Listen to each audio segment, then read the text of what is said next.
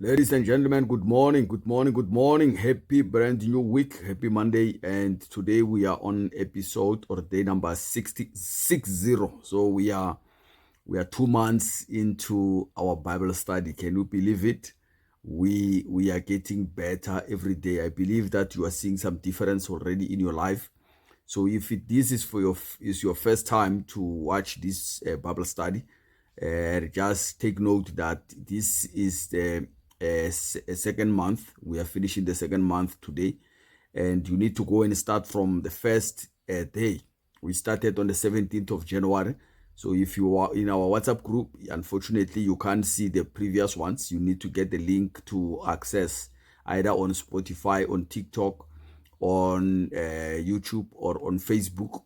Be able to follow the Bible study that we have. So, but if you are on any of the platforms already mentioned, can just look back and you'll find the introduction on the 17th of January, as well as day number 1 that you should be watching or participating today. And you are going to read the book of Genesis chapter 1 up to 3 today. Then it will be your first day into the Bible study. Then you will come up with those days as they are coming through. And then until you reach this episode that you are watching now, you're going to reach this 60 days later. So it means 2 months. So we are already over 15% into our Bible study. So you need to go and check the first 15% that we went through. So yeah, today's topic is obedience, love, and blessings. Living a purposeful, driven life in Christ. So yeah, this is Naftali Ranto, and I'm speaking to you from South Africa. I'm so excited. Last night we had an amazing trading session with my WhatsApp group members. So if you want to be part of that, reach out and let's help you also to learn how to trade and be able to generate some income for yourself. So yeah, let's go and check the summary of today's book. We're reading the book of Deuteronomy, chapter number 5 to 7. And the summary is as follows. So Moses calls Israel to remember God's commandments, walk in obedience, and trust in his covenant promises. And these chapters highlight the 10 commandments, the call to love God wholeheartedly, and the blessing of obedience. And we are going to touch on 3 points as well today. Obedience to God's commandments. That is Deuteronomy chapter number 5. Moses reminds Israel of the 10 commandments given at Mount Sinai. Remember, that was given some time ago. And the people feared God's presence, acknowledging his power and holiness. And they said, they said Moses must go and speak on their behalf, so that go and listen to God and come and speak to them. And Moses urges them to walk in obedience so that they may live long and prosper in the land. So that is what Moses was instructing them, even though he was not going to go into the promised land, as we know the story already. Now, the lesson we take out of this is God's commandments are not restrictions, but are a guide to a blessed and abundant life. So when God says we should do something, it is actually for our good. It doesn't restrict us, as you do with your children. When they ask you for money, your child come and ask you maybe for 1,000 rand, and the child is still young, underage, you're not going to give because you love them, but it's not because you hate them. So you are just going to say, no, but I can't give you now because you don't know what you are asking.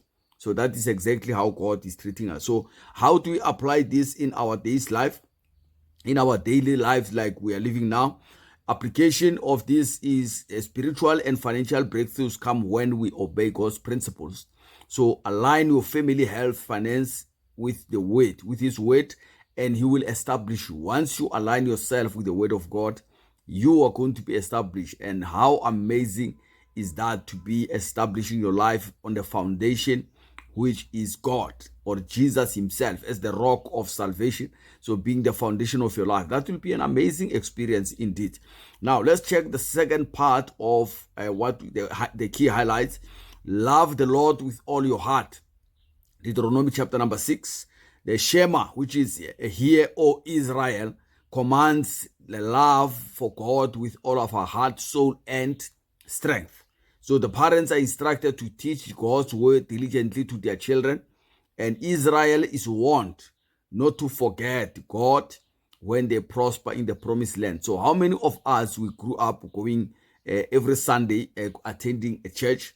And when we grew up and we started to be independent or get a job, then you forget about that. So don't forget. That's why problems are coming in that type of lifestyle, because we have neglected the things that we did in the past. So the lesson we learn out of this is loving God is not just about words, it's about devotion in every aspect of life. So to show that you love God, you need to go deeper. It can't be a matter of words. That's why there are so many people still in the church, but they still suffer, because they say they love God, but their actions is something else. He come from the church, on Sunday or Friday, you will find him busy dancing with his friends at the tavern, but he says he loves God. So what dedication is that? Because your body is a temple of the Holy Spirit. You're supposed to preserve it and make it holy. So yeah, so look into that, and you will see once you start doing what God wants, being where he wants you to be, then you are going to find yourself living a life of purpose. So number 3, the blessing of obedience and trusting God. Deuteronomy chapter number 7, Israel is commanded to destroy idolatry and remain separate from pagan nations. So they were told that they should not have any idols, and they should be always separated for God to use, because God, once he chooses you, he expects you to perform, to live according to certain standards, not according to this world that we live in, with no forgiveness, no. So God promises victory over enemies, health, fruitfulness, and prosperity if they obey. So he promised them that, you're going to overcome your enemy, you're going to be healthy, you are going to be fruitful, you are going to prosper if you obey my commandments. So the lesson we learn out of this is trusting in God's plan and obeying his commands brings protection, provision, and his favor upon us, and also the favor of men. So it's a double honor. So now, application of this in our daily life is break free from worldly influence and trust God's plan. When you obey him, he guarantees your success in family, health, and finance. So once you decide to separate yourself and say, I'm going to live obeying the word of God, obeying his commandments, his principles, he separates you, and you have a guarantee for blessings in this life and in the life to come. That is what Jesus said later on. As we go into the New Testament, you will see the reflection of exactly the setup that was here in the Old Testament. Jesus was also saying the similar things, but in a different time or in a different environment. So, but what matters is once you obey and start saying, let me stay away from the influences of this world and trust in God, you will see that your life will be successful in the family, health, and as well in your finances. So the key takeaways for today's lesson is for you to live a life of purpose. That we have 3 points. Obedience to God's word is the key to a blessed and prosperous life. So once you obey God, my goodness, you are going to be living a blessed life. Number 2, loving God wholeheartedly should be reflected in every area of life, being it family, finance, and your health. So that should be displayed there. You should be able to see that you indeed believe.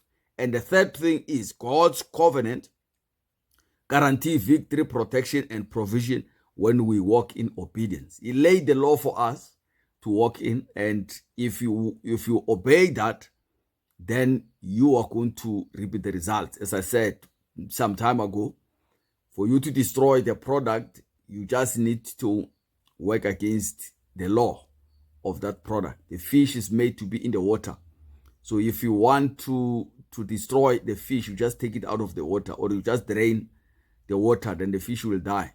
You don't need to kill it, just drain the water, then it is on the dry surface, then it's not going to last, it's going to die. So we are human beings, we are made to live depending on God. If we disconnect from God, we die spiritually. We don't have any more a connection with the Creator, and problems start because we are overwhelmed. We get depressed, we get stressed, we can't control anything because we have moved away from the Creator. So the solution is reconnect with your Master, reconnect with your Savior, with your Creator, and that will assist you to be able to bounce back from all the challenges of life. So with that being said, may God bless you. Have a great day until we meet again tomorrow, Tuesday. Bye-bye.